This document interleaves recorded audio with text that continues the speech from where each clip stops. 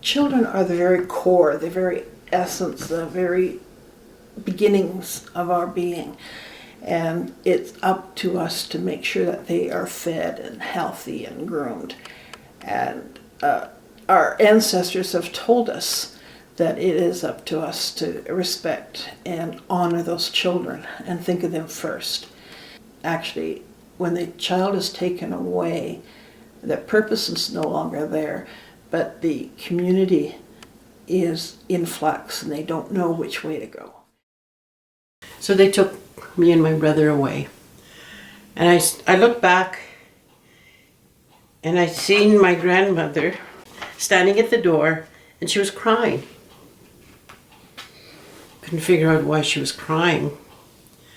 But anyway, we got in the back of this big truck, and the box of the truck there was a chain down the back.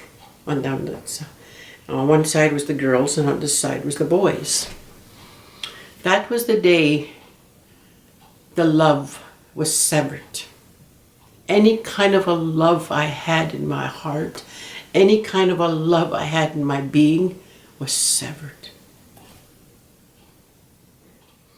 It was gone. I never saw my grandmother again.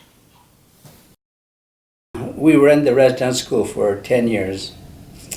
And during that time, a lot of things happened, not good things.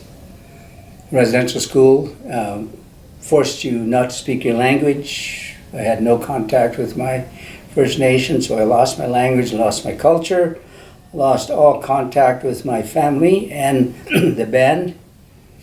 So when I think about the new Canadians that are coming to Canada now, and you look at their situation, in many ways it's very similar to what's happened to the Aboriginal people. First of all, I mean, Aboriginal people, we have the poorest health in Canada. We have the inadequate housing. We have the lowest level of education. We have the highest unemployment rate. But in Canada, even with these challenges, a person can still make a good life for themselves. Something I have to say that our children today, our Native children today, are really progressing in ways that we could never do when we were young.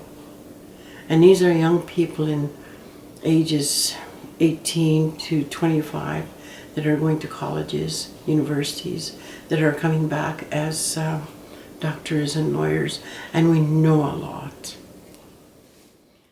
You know, now we're going into all this new, we're in a new era, a new life here, and we're struggling to maintain identity, and so it's sad. We must maintain our spiritual way of life and try return back to